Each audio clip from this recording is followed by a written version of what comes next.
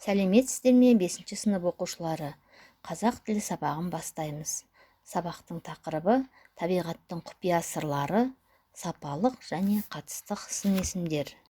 Сабағымызды бастамас бұрын психологиялық ахуал туғызып алайық. Бір-бірімізге жақсы тілектер айтып, сабағымызға сәттілік тілейміз. Біз бұл сабақта табиғаттың құпия сырларымен, қазақ халқының табиғатқа қатысты болжамдарымен, сапалық және қатыстық сын есімдермен танысамыз. Оқу тапсырмамызға көшейік.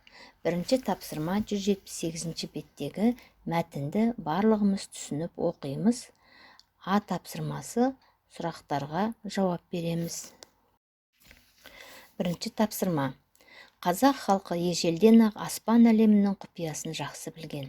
Аспан денелерінің қозғалысы мен ондағы құбылыстарға, мәселен айдың тууы, тоғысуы немесе жұлдыздардың аспанда орналасуына қарап, ауа райына түрлі болжам жасаған. Болжам жасайтын адамдарды жұлдызшылар немесе есепшілер деп атаған. Амалдарды іштей 6-ы көктем, 6-ы жаз, 6-ы күз, 6-ы қыс маусымына тән деп ажыратуға болады. Қыс маусымына тән амалдың бірі тоқырау. Бұл қаңтардың 20-шы жаңасынан 25-ші жаңасына дейін жалғасатын амал. Басқаша аты қара суық. Бұл мезгілде аяз бет қаратпай, үскірік жалап тұрады. Ағаш бұтақтарына сүңгі тұрып, қар кеш батқанша қылаулайды. Осыған байланысты бұл амалдың тағы бір атауы қылау.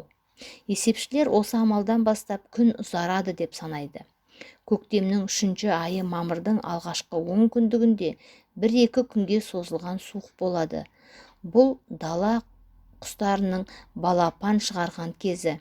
Сол себепті де осы мезгілді халық қызыл жұмыртқа деп атап кеткен. Маусым айы басталысымен үркер мүлде көрінбей кетеді де 40 күн шілде басталады. Халқымызда үркер жерге түспей, жер қызбайды деген сөз бар. Аспанда үркердің көрінбеуін халық үркердің жерге түсуі деп атайды. Түсіндірме сөздік. Тоғысу, айдың үркерді басып өтуі.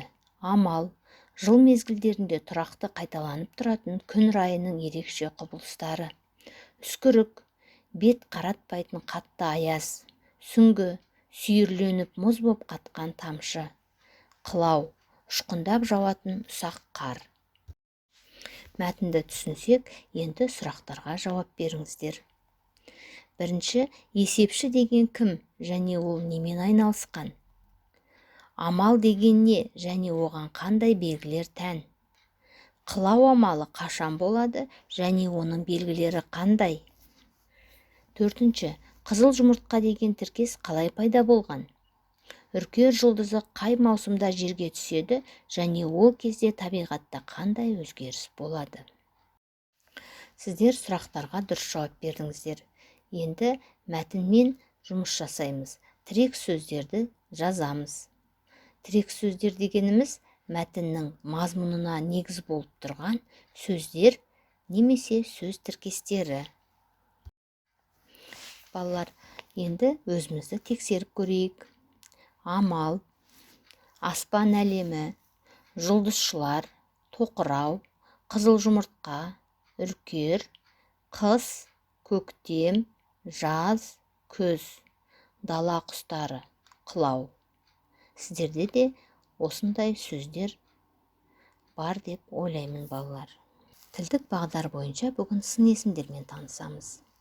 Сын есім мағынасына қарай сапалық, қатыстық болып бөлінеді. Негізгі түбір сын есімнің өзінен болады. Заттың түр-түсін, сын сапасын тікелей анықтайтын сын есім сапалық сын есім деп аталады. Мысалы, жасыл шөп, биік ағаш, кең бөлме.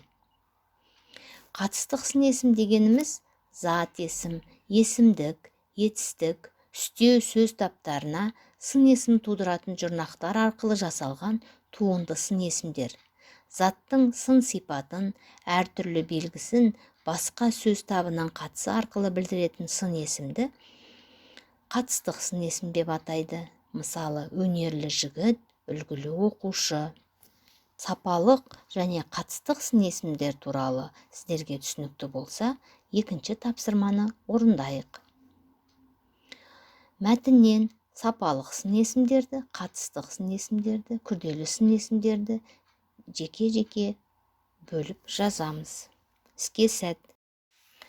Балалар, өзімізді тексеріп көрейік. Сапалық сын есімдер: дара, жасыл, суық, момын, кең, аласа, терең, ауыр, жұмыр, арзан. Қатыстық сын есімдер: еріншек, ақылды, жайдары, түпсіз, арсыз, қысқы, арғымақтай, тұзсыз, пайдасыз, шоқпардай. Күрделі сын есім: қара ала, аққұба. Үйге кері байланысқа тапсырма. 180 беттегі 5 тапсырма. Сапалық сын есімдер қатарын толықтырып, қалаған 5 сөзбен сөйлем құрап жазу, ережені жаттау. Бүгінгі сабақ бойынша кері байланыс жүргіземіз. Бүгінгі сабақта маған қызықты болды, маған қиындық туғызды, менің көңіл күйім деген үлгі бойынша рефлексия жасап, өзіміздің білгенімізді, сабақта үйренгенімізді маған кері байланыс жіберіңіздер. Осымен сабағымыз аяқталды. Сау болыңыздар.